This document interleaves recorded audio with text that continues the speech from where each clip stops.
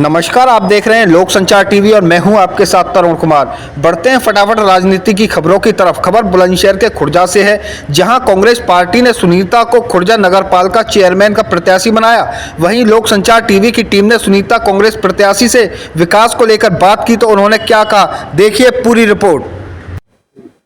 नमस्कार दोस्तों, मैं हूं मनीष कुमार। आज हम मौजूद हैं बुलंदशहर के खुर्जा में और आपको मिलवाने जा रहे हैं कृष्ण मोहन सुनीता जी, जो कि कांग्रेस के प्रत्याशी हैं। आइए इनसे मुलाकात करते हैं। जी, आपका लोक संचार टीवी में बहुत बहुत स्वागत है। पहले तो सभी भाइयों को मेरी ओर से तहे दिल से नमस्कार। जी मैडम, जैसे कि आप भरोसा जताया है कांग्रेस पार्टी ने आपके ऊपर, आप क्या नया कार्य करेंगे, आप नया क्या विकास करेंगी इसमें खुर्जा के अंदर, अगर जनता आपको आशीर्वाद देती है खुर्जे की? देखिए भैया, अगर जनता मुझे आशीर्वाद देती है तो जैसे हाउस टैक्स बढ़ा हुआ है, जैसे अब मौजूदा सरकार है उसने हाउस टैक्स बढ़ा रखा है और 5 गुना करने जा रही है अभी, तो उसमें राहत देंगे। और जो वाटर टैक्स है उसमें भी राहत देंगे। और जो भी समस्याएं हैं शहर के अंदर, उन सब पे ध्यान देंगे। और बाकी अगर जनता मुझे आशीर्वाद देती है तो मैं जनता के बीच में रह के ही कार्य करूंगी, सबका सहयोग लेके, सबसे बातचीत करके ही विकास कार्य करेंगे, सबके साथ साथ विकास करेंगे। जी, जैसे कि यहाँ पर हम देखते हैं कि केंद्र सरकार में भी, राज्य सरकार में भी बीजेपी का पूरा तरीके से कब्जा है और यहाँ पर दूसरी पार्टी जो कि बसपा की है, उसका वोट बैंक बहुत मजबूत है। यहाँ पर उन लोगों का किला आप तोड़ पाएंगे क्या? देखिए भैया जी, कांग्रेस पुरानी पार्टी है, लेकिन वो किसी एक वर्ग विशेष को महत्व नहीं देती, वो सभी वर्गों को साथ लेकर चलती है। ना उसके लिए कोई हिंदू है, ना मुसलमान है, ना दलित है, उस पार्टी में सभी का सम्मान है। ऐसा नहीं है पार्टी किसी एक व्यक्ति पार्टी के लिए कोई काम कर रही हो, उसके यहाँ सभी बराबर हैं, चाहे कोई हिंदू है चाहे मुस्लिम है। तो ऐसा नहीं है कि हम हिंदू के लिए अलग काम करें, मुसलमान के लिए अलग काम करें, दलित के लिए। कांग्रेस ही एक ऐसी पार्टी है जिसमें सभी वर्गों का सम्मान देती है, सभी को सम्मान देती है। जी, यहाँ पर एक बहुत ही महत्वपूर्ण चीज निकल कर आ रही है नगर पालिका के अंदर के सफाई व्यवस्था जो है वो ठीक नहीं है। क्या आप जो सफाई व्यवस्था के लिए जो सफाई नायक हैं या सफाई कर्मचारी हैं, क्या आप उनकी नई भर्ती करेंगे या फिर आप ऐसे ही उसको चलाते रहेंगे? नहीं भैया, वो तो देखा जाएगा। अगर जैसे सफाई व्यवस्था सही नहीं है तो वो देखना पड़ेगा कमी कहाँ पर है। अब मैं ऐसे तो नहीं कह सकती कि कमी यहाँ है, वो तो देखने से ही पता चलेगा कि क्या कमी है। तो जो भी कमियां होंगी उन्हें देख करके कब पूरी करनी पड़ेंगी। और दूसरा ये है कि जो हमारे यहाँ नगर पालिका में जो वाहन है, अभी सफाई की मशीन आई थी, वो आज तक चली नहीं है, एक बार उसका ट्रायल होकर चली नहीं है, वो जंग लग रही है उसमें, वो देखेंगे कि क्या है।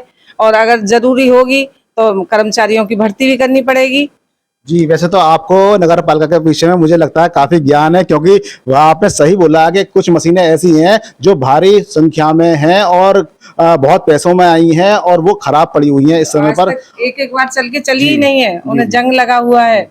अगर वो चलती, गवर्नमेंट का पैसा तो वेस्ट जा रहा है उनमें, लेकिन वो सही नहीं है, कर्मचारी ऑपरेटर नहीं है उन्हें चलाने के लिए। तो वो देखना पड़ेगा। अगर जनता हमें आशीर्वाद देती है तो उसका उपयोग होगा, तो हो सकता है कि सफाई व्यवस्था सही हो। जी, जैसे कि यहाँ पर 325 के आसपास टोटल नौकरियां हैं सफाई कर्मचारी की, और इस समय पर कुल ही 180 के आसपास रह गई हैं, जिससे भारी संख्या में कमी चल रही है। क्या आप उसका क्या करेंगे उस विषय में? जी बताएं।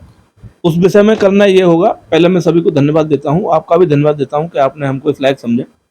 उस विषय में ये होगा कि इन्होंने मशीनरी जितनी बढ़ाई, उसके हिसाब से जो स्टाफ है हमारा नगर पालिका का, उसको कम कर दिया। मान लीजिए एक सफाई वाली जो मशीन है वो 50 आदमी का पर डे काम करती है, तो इन्होंने उस रेशो के हिसाब से स्टाफ तो वहाँ कम कर दिया, मशीन वो चल नहीं रही है। तो मजदूर जो होना चाहिए था, सफाई कर्मचारी होना चाहिए, मान लीजिए 300 वहाँ पे होना चाहिए, 150 की तुमने मशीन मंगा ली कि 150 सफाई कर्मचारियों के काम में मशीन करेगी। मशीन तुम्हारी चल नहीं रही, कर्मचारी तुमने कम कर दिया, तो 150 कर्मचारी 300 कर्मचारियों का काम कैसे कर पाएगा? सफाई ना होने का कारण यही है। ऐसा नहीं है कि हमारे नगर पालिका के कर्मचारी काम नहीं करते हो या मेहनत नहीं करते हो, ऐसा है कि वो अपनी मेहनत अपने हिसाब से पूरी करते हैं, लेकिन गवर्नमेंट के हिसाब से 150 कर्मचारियों के हिसाब से उन्होंने मशीन दे दी कि साहब ये 150 स्टाफ का काम एक अकेली मशीन करेगी। उनकी भर्तियां भी नहीं हुई, नई भर्ती हुई नहीं, 150 कर्मचारी रह गया। अब 150 प्लस 150 वाला का 300 होगा। अब 150 की तो एक मशीन ही खराब पड़ी है आपके यहाँ। अब 150 कर्मचारी 300 कर्मचारी काम कैसे करेगा? सफाई हो ही नहीं सकती। अच्छा, दूसरा, इन्होंने भी टंकी की पाइपलाइन डलवाई है जगह जगह। किसी मकान मालिक ने अगर टंकी लेना चाहा तब भी ली है। जी चेयरमैन साहब, जैसे कि यहाँ पर आपका एक सरकार जो जियो ला रही है हाउस टैक्स में बढ़ोतरी के लिए, इस विषय पर आप क्या कहना चाहेंगे? इस विषय पर हम ये कहना चाहेंगे कि अगर हम किसी भी तरह से चेयरमैन बन जाते हैं, जनता हमको चुनती है, इस लायक समझती है और हम वहाँ पहुँच जाते हैं और इनका ये जियो अगर आता है तो हम इसका पूर्णतः बहिष्कार करेंगे और हम जीरो टैक्स रखेंगे। जो लोगों पर टैक्स अभी तक पिछला बाकी भी है, किसी पर 10,000 है, 20,000 है, 50,000 है और वो एक साथ नहीं दे पा रहा है, तो हमको एक मुश्त जमा करने की योजना को लागू करके हम उसको पार्ट टाइम में किस्तों में भी लेने की सुविधा इनको देंगे और उसका भी आधा करेंगे। हमारा जो अपना मानना है कि अगर हम कोई मौका मिलता है तो जो हाउस टैक्स लोगों पर बकाया है, जिसको वो लोग दे ही नहीं पा रहे हैं, नहीं जुटा पा रहे हैं, 50,000 का 25,000 करेंगे, 25,000 को भी हम 5 टुकड़ों में लेंगे। ये हम जनता को राहत देंगे। ये थे हमारे साथ कृष्ण मोहन जी और सुनीता जी, जिन्होंने हमें बताया कि ये अपने क्षेत्र में किस तरह के विकास करेंगे। रहती थी, इनके जो ठेकेदार हैं, इनके ठेकेदारों ने क्या किया है कि सबसे सस्ता पाइप लगाया है, सबसे सस्ती टोंटी लगाई है। हर गली में, हर जॉइंट पर इनका पानी लीक मिलेगा आपको। जो स्वच्छ गली थी वो गली भी नगर पालिका के कर्मचारियों द्वारा, ठेकेदारों द्वारा, यानी रिश्वतखोरी द्वारा, कमीशनखोरी के कारण आज हर गली में पानी आपको मिल जाएगा। जी।